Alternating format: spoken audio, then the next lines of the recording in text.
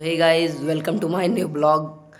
सो आप देख सकते हैं और यहाँ पर शाम के बज चुके हैं शायद 7:30, जो कि अभी डिनर का टाइम लगभग होने वाला है।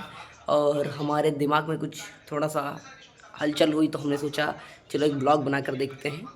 और आज हम आपको दिखाने वाले हैं कि हमारे साथ में और कौन कौन रहता है और हमारे साथ में इस वक्त कौन कौन यहाँ पर मौजूद है और कौन कौन क्या कर रहा है। सो आपको दिखाने वाले हैं हम लोग जस्ट अभी 1 मिनट में। तो आप लोग तब तक के लिए हमारे चैनल को लाइक करें, सब्सक्राइब करें और वीडियो को शेयर करें। और आपको हम पहले दिखाते हैं, आपको दिखाने वाले हैं जस्ट अभी हमारा रूम आशीष भैया का, जो हमारे बहुत ही क्लोज हैं। ये हमारे आशीष भैया का रूम है, आप देख सकते हैं। यहाँ ये उनकी स्टडी टेबल है और वो भी अभी कंपटीशन की तैयारी करते हैं रेलवे की। सो आप देख सकते हैं ये उनका रूम है। और सो ये मैं हूँ और ये तो हमारा मकान है को दिखाया जा रहा है। ये जो हमारा रूम है इसमें हमारे एक और पड़ोसी भैया रहते हैं, जो कि इस वक्त यहाँ पे मौजूद नहीं है। वो कुछ दिनों के लिए बाहर गए हैं। तब तक के लिए हम आपको मिलवाते हैं हमारे आशीष भैया से, जिनका ये रूम है। हमने दिखाया है भी आपको, ये देखिए। सो आपको हम मिलवाने वाले हैं जस्ट अभी आशीष भैया से और उनसे कुछ उनके लाइफ के बारे में पूछेंगे। सो हेलो, ये हैं हमारे आशीष भैया, जो कि कुछ खास काम कर रहे थे फ़ोन में। अभी क्लास चल रही थी उनकी, वो कुछ बताने वाले हैं अपने बारे में। तो भैया आप अपने बारे में 2 शब्द कहिए। हेलो गाइस, मेरा नाम आशीष वर्मा है। मैं ग्राम मीनपुरवा में रहता हूँ। बस मैं नॉर्मली एक स्टूडेंट हूँ, बस पढ़ता लिखता हूँ, वही सब है। सो भैया अभी आपने बताया कि आप एक नॉर्मली स्टूडेंट हैं और आप पढ़ाई लिखाई करते हैं। तो आप अपने कंपटीशन के बारे में 2-4 बातें बताइए जो बहुत महत्वपूर्ण हैं, जो आगे चलकर हर स्टूडेंट को जाननी चाहिए। सो आप बताने की कृपा करें। अगर कोई नया स्टूडेंट है तो उसको प्रॉपरली एक प्रॉपर स्टडी वे में पहले सिलेबस कंप्लीट करना है, फिर रिवीजन करना है और एसटी का सॉल्यूशन करना है। उसके बाद तैयारी अच्छे से, जो भी है रिवीजन मायने रखता है इसमें तैयारी में। सो भैया से मेरा एक और क्वेश्चन था कि जो एक वो कौन सी सबसे बड़ी गलती है जो हमें स्टूडेंट लाइफ में नहीं करनी चाहिए। सो भैया आपको बताएंगे। प्रॉब्लम मतलब ऐसा ऐसा कुछ है नहीं, लेकिन गलती हाँ होती हैं, कुछ गलतियाँ होती हैं जो नहीं करनी चाहिए। जैसे कि रेगुलरिटी, स्टडी में रेगुलरिटी नहीं तोड़नी चाहिए। अगर आप पढ़ते हैं या किसी कारणवश एक दिन नहीं पढ़ पाते हैं, तब भी आप मतलब 2 घंटे या 1 घंटे मतलब पढ़ लेना चाहिए मेरे हिसाब से। अगर आप उस दिन नहीं पढ़ पाए, ठीक है, किसी किसी कारणवश छूट कारणवश गया अगर छूट तो गया कोई है बात आपका। नहीं है, लेकिन अगर प्रॉपर अगर हो तो 1 घंटा पढ़ना जरूरी है मेरे साथ। सो भैया का कहना मतलब है, स्टडी में प्रॉपर वो बना के रखना चाहिए। सो भैया का कहना ये है कि अगर जो हम स्टूडेंट हैं और हमें अपनी पढ़ाई अच्छे से पूरी करनी है तो हमें कुछ करना कुछ जो ज़रूरी पॉइंट है वो सबसे मुख्य बात ये है कि हमें रेगुलरिटी होनी चाहिए हमारे अंदर। और अगर जो आप 4 घंटे पढ़ाई करते हैं, दिन में 8 घंटे पढ़ाई करते हैं, किसी कारणवश आप नहीं लाइब्रेरी जा पा रहे हैं, नहीं पढ़ाई कर पा रहे हैं, तो आप 1 घंटे पढ़िए, 2 घंटे पढ़िए, परंतु पढ़िए रोज़। रेगुलरिटी एक बहुत बड़ी चीज़ होती है, जो कि हमारे आशीष भैया ने अभी बताया है। स्टूडेंट लाइफ की सबसे बड़ी गलती यही होती है कि रेगुलरिटी होना ज़रूरी है। और अभी हम आपको 2 शख्स जो हैं हमारे साथ में, हमारे बड़े भाई लोग, उनसे भी मिलवाने वाले हैं। सो आपको दिखाते हैं पहले। सो ये हमारे रजनीश भैया हैं, जो कि अभी इस वक्त विरामावस्था में हैं फिजिक्स के हिसाब से विरामावस्था में हैं और ये अभी इस वक्त निद्रा में व्यस्त हैं। सो इनसे हम आपका परिचय नहीं करवा सकते हैं, इसके लिए हम आपसे माफ़ी चाहते हैं। हमारे लास्ट पर्सन जो बचते हैं रूम में, हमारे रूममेट्स, वो हैं हमारे सूरज सर, जो कि एक बहुत ही अच्छे जीएस के टीचर हैं। और इनका एक चैनल है करियर टीवी के नाम से, उस पे आप इनकी क्लासेस भी देख सकते हैं। ये UP police, SSC D, RRB, group D, railway के सभी एग्ज़ामों की जीएस पढ़ाते हैं। सो इस वक्त इनका रूटीन देखते हैं, ये इस वक्त क्या कर रहे हैं और ये यहाँ तक कैसे पहुँचे, इनके बारे में भी थोड़ा जानने की कोशिश करेंगे। सो आपको दिखाने वाले हैं हम अभी आपको। सो ये हमारे सूरज सर हैं जिनके बारे में अभी हमने आपको बताया था। अभी हम इनसे कुछ बातचीत करने वाले हैं। अभी के लिए तो ये शायद फ़ोन यूज़ कर रहे हैं और लेटे हुए हैं, और हम इनसे कुछ बातचीत करेंगे और इनसे पूछना चाहेंगे कि ये एक जीएस के टीचर बन चुके हैं, जो कि बहुत ही अच्छी बात है। और इनकी एज लगभग 20 या 21 के आसपास है, जो कि एक एज के हिसाब से बहुत बड़ी अचीवमेंट है इनकी, जो कि ये जीएस के टीचर हैं और कंपटीशन की तैयारी करवाते हैं 21-22 साल की एज में। बहुत अच्छी बात है, और ऐसा मतलब अचीवमेंट बहुत ही ज़रूरी है हमारी लाइफ में, तभी हमारी लाइफ में कुछ बदलाव हो सकते हैं। सो अभी हम इनसे बात करने वाले हैं और इनसे पूछते हैं कुछ कि ये यहाँ तक कैसे पहुँचे, और इन्होंने क्या गलतियाँ की, क्या अच्छी मतलब क्या गलतियाँ नहीं की, जो किस कारण ये जीएस के टीचर बन पाए, और इनका मकसद क्या है। बच्चों के बारे में कुछ पूछना चाहेंगे। सो अभी पूछते हैं हम इनसे। सो ये हमारे सूरज सर हैं जो कि इस वक्त फ़ोन देख रहे हैं। फ़ोन में आपको दिखा सकते हैं हम रील्स चल रही हैं, जो कि ये रूटीन अपना अपना होता है। इस बारे में आप नहीं कह सकते कि टीचर होने के बाद रील तो एक एंटरटेनमेंट के लिए बनी है, लेकिन लोगों ने इसे तो अपना वो मतलब काम धाम छोड़ के रील पे लगे हुए हैं। वो एंटरटेनमेंट के लिए बनी थी। बनाने वालों को ये नहीं पता था कि ऐसा भी प्रभाव होगा। सो अभी सूरज सर से बात करें।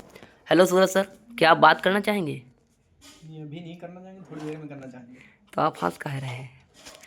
सर आपसे मेरी रिक्वेस्ट है कि आप 2 मिनट बात करें और अपने बारे में कुछ बताएं सर। क्या बताना है बताओ। आप जीएस के टीचर हैं और आपने इतनी कम उम्र में इतना बड़ा अचीवमेंट कर लिया है। जहाँ तक मेरे हिसाब से आपकी एज 21 से 22 साल की होगी, और आप एक अच्छे जीएस के टीचर बन चुके हैं, और आप उन बच्चों को पढ़ाते हैं जो कंपटीशन की तैयारी करते हैं, जो कि आपके लिए एक बहुत ही अच्छी बात है और आपके परिवार वालों के लिए बहुत ही गर्व की बात है। सो आप इस पे कुछ बताना चाहेंगे सर कि आपने इसे कैसे अचीव किया? आप कैसे अचीव कर पाए इतना बड़ा ड्रीम, और आपने कितनी मेहनत की, क्या-क्या गलतियाँ की, क्या गलतियाँ नहीं की जिसकी वजह से आप यहाँ पर पहुँचे? सो बताएं कि किसी भी एग्ज़ाम को अगर देने जाते हो तो वहाँ पे जीएस का बहुत बड़ा रोल रहता है। जी। तो मैंने सोचा कि जीएस तैयार करना है तो इससे अच्छा क्यों ना है कि मैं अच्छी बुकों को पहले अध्ययन करूँगा, उसके बाद जो है मैं जीएस का टीचर ही बनूँगा। जी।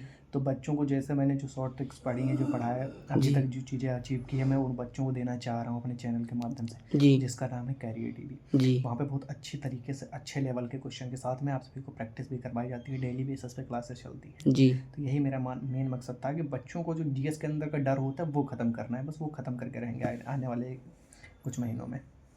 तो हमारे सूरज सर का कहना है कि जो हर एग्ज़ाम, जितने भी एग्ज़ाम होते हैं, उन सारे एग्ज़ामों में जो बच्चों को सबसे ज़्यादा जो कठिन सब्जेक्ट लगता है वो सारे बच्चों को जीएस लगता है, जो कि कहीं न कहीं 90% सही बात है, क्योंकि हर एग्ज़ाम में जीएस ही सबसे अलग लेवल की आती है, जो कि एक बहुत ही बड़ी बात है। तो हमारे सूरज सर ने इसी समस्या को देखते हुए और बहुत सारी बुकों को पढ़ा, और इतनी कम उम्र में जीएस का इतना ज्ञान होना बहुत ही बड़ी बात है, जो कि उन्होंने ऐसा सोचा कि मुझे ये डर बच्चों के अंदर से निकालना है कि जीएस बहुत बड़ी चीज़ है, या जीएस बहुत ही टफ़ सब्जेक्ट है। इसी वजह से वो कैरियर टीवी पे पढ़ाते हैं और बच्चों को बहुत ही ईज़िली, बहुत बड़े-बड़े टॉपिक बहुत ईज़िली समझा देते हैं। मैंने देखा है उनके वीडियोज़, आप भी देख सकते हैं कैरियर टीवी पे, जो कि बहुत ही अच्छे से और बहुत ही सरलतापूर्वक समझाते हैं आपको एक कहानी के माध्यम से, जो कि आपको बहुत अच्छे से समझ में आती है। और हम सूरज सर से ये पूछना चाहेंगे कि उन्होंने अपने जो मतलब उनका बचपन रहा है, तो उन्होंने अपने बचपन में क्या-क्या परेशानियाँ झेलीं, और उनका स्कूल टाइम जो रहा है 1st टू 12th तक का, वो उनका सफ़र कैसा रहा, और 12th पास आउट होने के बाद उनका जीएस में रुचि थी या नहीं थी, या उनको जीएस में कितनी नॉलेज थी, और 12th उन्होंने किस क्लास से किया है, किस सब्जेक्ट से किया है, वो हम पूछना चाहेंगे सूरज सर से। सूरज सर से हम पूछना चाहेंगे कि सर, सो सूरज सर से हम पूछना चाहेंगे कि वो मतलब अपने जो मतलब उन्होंने फर्स्ट टू ट्वेल्थ का सफ़र तय किया, उसमें उनकी जीएस की क्या रुचि रही, क्या भूमिका रही, जिसकी वजह से वो आज जीएस के टीचर बन पाए हैं? तो सर आप बताएंगे थोड़ा सा। जैसा कि आपको पता है कि आपकी एसएसटी होती है, 9th में भी होती है, 8th में भी होती है, मतलब 6 से लेके आपकी इंटर तक एसएसटी मिलती है। जी वहाँ पे मैंने 10th तक एसएसटी पढ़ी, जहाँ जी पे मेरा स्कोर बहुत अच्छा आ रहा था। जी जैसे 8th की अगर बात करें तो उसमें ज्योग्राफी में मेरा पूरा में पूरा था, 40 का पेपर होता था, 40 में 40 नंबर था जी ज्योग्राफी के पेपर में, जो कि एनसीईआरटी बेस्ड होती है। जी वहाँ से भी हमारी रुचि थी। आपका जीएस में शुरुआत से ही रुचि थी। जैसा कि हमारा 9th आता है, वहाँ पर भी जीएस में अच्छा स्कोर होता है। जी अब फिर उसके बाद आता है हमारा वो हाई स्कूल। जी हाई स्कूल में सबसे ज़्यादा नंबर जो था हमारा आर्ट्स के अंदर था। उसके बाद जो किसी दूसरा जो सब्जेक्ट सबसे ज़्यादा हाईएस्ट नंबर था वो था हमारा जीएस के अंदर, एसएसटी के अंदर, वहाँ पर हमारा सबसे ज़्यादा नंबर आया था। जी उसके बाद इंटर जो है मैंने इंटर करा है एग्रीकल्चर से। जी उसके बाद अभी जो है बीएससी एग्रीकल्चर कंप्लीट हो चुकी है। सो आपने बीएससी एग्रीकल्चर से किया है? जी आपने बीएससी एग्रीकल्चर से किया है, जी। तो उसमें तो शायद मेरे हिसाब से जीएस नहीं होती है। क्यों नहीं होती है जीएस? उसमें हेरिटेज सब्जेक्ट होता है, उसमें लगभग आपको 72 सब्जेक्ट पढ़ने पड़ते हैं, अलग अलग टॉपिक वाइज पढ़ने हैं। उसमें आपका जूलॉजी भी होता है, हेरिटेज भी होता है, सारी चीज़ें होती हैं। आपकी एनिमल हस्बेंड्री आती है, जो कि कहीं ना कहीं हमारे जो है जीएस का ही एक पार्ट रहती है। वहाँ पर डिटेल में चीज़ें पढ़ने को मिलती हैं। ऐसा नहीं है कि अगर हम बीए करेंगे या एमए करेंगे तभी हम जीएस पढ़ सकते हैं। जी वैसे हम जीएस नहीं पढ़ सकते क्या? पढ़ सकते हैं, क्यों नहीं पढ़ सकते? क्योंकि मिलेज के टॉपिक होते हैं। हेरिटेज में आपसे सिंधु सभ्यता, इन 12 चीज़ों के डिटेल में चीज़ें पूछी जाती है वहाँ पर। तो सर हम आपसे एक क्वेश्चन पूछना चाहेंगे कि आपने कब से शुरुआत की जीएस पढ़ाने की, और आप जीएस की तैयारी कब से करवा रहे हैं, जीएस कब से पढ़ा रहे हैं? जीएस पढ़ा रहा हूँ मैं, मतलब मार्च 2024 से जीएस पढ़ा रहा हूँ। मार्च 2024। जी। जी। तो आपका क्या एक्सपीरियंस रहा है पिछले 1 साल में? बहुत अच्छा एक्सपीरियंस रहा है। पहला वाला जो पेट था उससे पहले मैंने जीएस पढ़ाई नहीं थी। उसके बाद जैसे पेट का लेवल देखा गया, वहाँ पर जीएस की बहुत मार हुई। जी जीएस में बच्चों का स्कोर नहीं हो पा रहा था, पेट का स्कोर नहीं हो पा रहा। उसके बाद जब मैंने जीएस पढ़ाना शुरू किया तो इस बार का पेट का चाहे आप तो लेवल हल्का कहो या कुछ भी कहो, वहाँ पर हमारी जो क्लासेस थे उसमें पूरा का पूरा लगभग आपका 95% क्वेश्चन जो थे वो मेरी ही क्लासों से आए, जितनी क्लासें मैंने ली थी। जी। तो आपने बच्चों का पेट में जीएस का जो डर था वो निकाल दिया। बिल्कुल बिल्कुल। यूपीपी की अगर बात करेंगे तो वहाँ पर भी क्वेश्चंस आए थे। जो हमारा पहला वाला एग्ज़ाम हुआ, उसके बाद जो एग्ज़ाम हुआ वहाँ पर भी आए थे। बाकी आने वाले जो हमारे एग्ज़ाम्स हैं, जैसे आपका दिल्ली पुलिस अभी आने वाला है, आपकी डेट भी अनाउंस हो चुकी है, तो वहाँ पे जो आपकी जीएस आएगी उसका भी डर खत्म करेंगे। क्योंकि इसके लिए मैंने एक प्लेलिस्ट आपको बताई थी आज की वीडियो में, जो नहीं देखा वो देखना जाके। स्ट्रेटजी वीडियो जो है एग्जाम डेट आउट, उस वीडियो को देखना, वहाँ पे मिल जाएंगी चीज़ें आपको। बहुत बढ़िया तरीके से बताया था कौन कौन सी चीज़ें आपको पढ़नी है, कौन कौन सी चीज़ें नहीं पढ़नी है, आपका जीएस कैसे होगा, सारी स्ट्रेटजी बताई गई। जी सर, हम आपसे एक क्वेश्चन और पूछना चाहेंगे कि आप जब शुरुआत में पढ़ाने आए थे तो आपकी मतलब जो यूट्यूब पे लाइव स्ट्रीमिंग में परफॉर्मेंस थी, बच्चों का सपोर्ट था, वो कैसा था? और आपको जब कभी बच्चों का सपोर्ट ना मिला हो तो आपने कभी पीछे हटने का सोचा? नहीं, ऐसा बच्चों कुछ हुआ? नहीं, बच्चों का सपोर्ट तो मिला है। जिस दिन मैंने शुरू किया था उस समय पे हमारे चैनल पे जो सब्सक्राइबर था वो 1700 सब्सक्राइबर था, 1400 के करीब में था। जी। लेकिन आज ये 67,000 हो रहा है। 67,000 हो रहा है। 1400 जी से 67,000। बच्चों को अगर सपोर्ट नहीं मिला होता तो हम पीछे हट गए होते अब तक। जी। तो आपका मतलब कभी ऐसा हुआ है कि आपको लगा कि बच्चे सपोर्ट नहीं कर रहे हैं, या? आपकी चैनल भी दिखा सकते हो, बच्चों का प्यार कैसा रहता है। 67,000। जी, हमारा ये आपका चैनल है कैरियर जी टीवी। जी। इस पे सब्सक्राइबर कितने हैं? 66,417। और इसी पे आपकी क्लास होती है जीएस की। और कौन किस किस एग्ज़ाम की तैयारी करवाते हैं सर आप? जीएस अगर आपको पढ़ना है किसी भी एग्ज़ाम के लिए, जीएस जी। कोई दिक्कत नहीं है वहाँ पे। और कोई बैच भी आप चलाते हैं जो?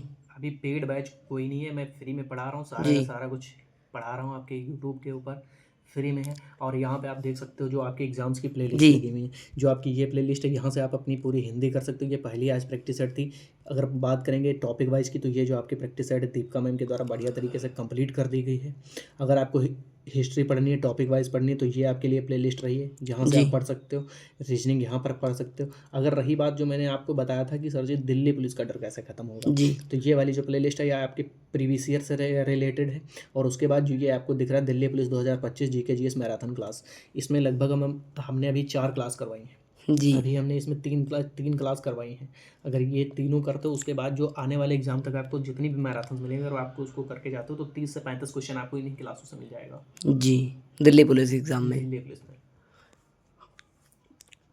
सर मेरा एक क्वेश्चन आपसे ये था कि आप जब शुरुआत में आए थे जीएस पढ़ाने, तो आपको मतलब बोर्ड के सामने, पहले बार कैमरा के सामने आपको कैसा फ़ील हो रहा था? कैसा महसूस हो रहा था जब आप पहली बार कैमरे के सामने आए थे? पहली बार जब हम कैमरे के सामने आए थे तो आपको दिखा रहे हैं, आप देख लीजिएगा। उस पे भी मैं आपको दिखा रहा हूँ कि हमारा जो पहला वीडियो था वो कैसा वीडियो था।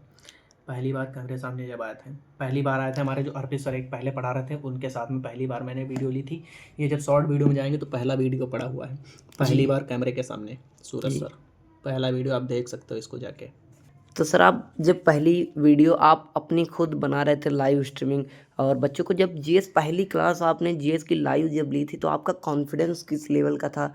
और आपको क्लास स्टार्ट होने से पहले कैसा फ़ील हो रहा था, या आपको कह सकते हैं कि आपको कैसा लग रहा था कि आपकी परफॉर्मेंस कैसी होगी? फिर क्या रिज़ल्ट आया?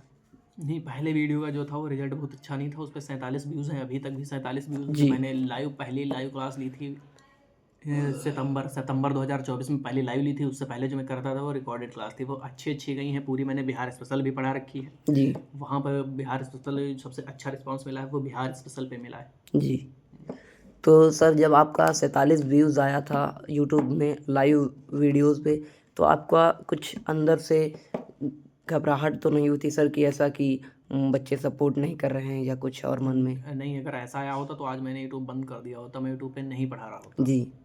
तो ऐसा बिल्कुल नहीं है। तो सर जो आप, जैसे आपने लाइफ में बहुत कुछ अचीव किया है, आप एक जीएस के टीचर बन चुके हैं, और आपके कैरे टीवी चैनल पे 67,000 लगभग 70,000 सब्सक्राइबर हैं। आप इस संसार को, दुनिया को क्या संदेश देना चाहेंगे जिससे वो भी आगे बढ़ सकें आपकी कुछ बातों को फॉलो करके? और क्या वो गलतियां हैं जो हमें विकसित होने से रोकती हैं, या हमें सक्सेस होने से रोकती हैं? क्या नहीं करना चाहिए? आप लोगों का डिप्रेशन में जाना, किसी चीज़ को देखते हो अगर आपको नहीं आती आप डिप्रेशन में चले जाते हो कि ये मुझसे कैसे होगा, जी। तो उसको ये छोड़ दीजिए, कैसे होगा उस पर मेहनत करिए। जो चीज़ें आपकी गलत हो रही हैं उस पर मेहनत करिए, आपका वो सही हो जाएगा। जी। यही चीज़ें हैं। सर तो हमारा एक क्वेश्चन आपसे ये भी था कि जो बच्चे होते हैं उनको कभी-कभी, जो कमज़ोर बच्चे होते हैं उनको पढ़ने में बहुत ज़्यादा वो रुचि नहीं होती है, फिर भी उनको प्रेशर होता है घर से कि बच्चा पढ़ो, पढ़ो। तो उनके लिए आप क्या कहना चाहेंगे सर? जिस बच्चे के ऊपर प्रेशर बनाया जाता है वो बच्चा दूसरे के प्रेशर में आके कभी भी नहीं पढ़ सकता। जब तक वो अपने आप से पढ़ना नहीं चाहेगा वो दूसरे के जी। प्रेशर में आके नहीं पढ़ पाएगा। आप कितना भी कर लीजिए कि उसके साथ में कुछ भी करना है कर लीजिए, लेकिन वो पढ़ नहीं पाएगा। सर क्या पढ़ाई अत्यंत महत्वपूर्ण है? क्या इस पढ़ाई की वजह से भारत विकसित हो रहा है, या कुछ बच्चों का मन पढ़ाई से भटक जाता है तो वो ऐसा सोचते हैं कि पढ़ाई ज़्यादा ज़रूरी नहीं है, तो उनके लिए आप क्या कहना चाहेंगे सर? पढ़ाई के बिना आज की दुनिया में अगर देखा जाए तो आज की दुनिया में कुछ भी नहीं है। अगर आप जी। पढ़े लिखे नहीं तो आपकी कहीं पर भी इज्जत नहीं होने वाली। जी। पहली चीज़ तो ये है। हाँ। दूसरी चीज़ ये है कि अगर आप पढ़े लिखे हो तभी दूसरों से बात कर पाओगे अच्छी तरीके से, वरना आप बात कर नहीं पाते हो। जी। आपको वहाँ से भगा दिया जाता है, चीज़ें जो जाते हो जहाँ पे जी। आपको ज़्यादा महत्व कोई भी नहीं देगा अगर आप पढ़े लिखे नहीं हो तो। जी। तो सर हम आपका बहुत बहुत धन्यवाद देना चाहेंगे, क्योंकि आपने बहुत ही मूल्य समय हमें दिया और हमारे बच्चों को आगे बढ़ने की कुछ बातें बताई, जो कि, और आपने अपने सक्सेस के बारे में बताया, क्या गलतियां नहीं करनी चाहिए, ऐसा ही कुछ हमारे आशीष भैया ने बताया था। सो गाइज़ आपको पता चला, और आप चाहें तो कुछ इसे सीख भी सकते हैं और इस ब्लॉग को फालतू समझकर हटा भी सकते हैं। सो मर्ज़ी आपकी। जैसा वो आपने कहावत तो सुनी होगी, जैसा करोगे वैसा भरोगे, जो बोओगे वही काटोगे। जैसी आप मेहनत करोगे फल आपको वैसा ही मिलेगा। सो धन्यवाद, राधे राधे, जय श्री राम। आपको मिलते हैं हम शायद कभी नेक्स्ट डे नेक्स्ट ब्लॉग में, जो टॉपिक अच्छा होगा तो। धन्यवाद। देखिए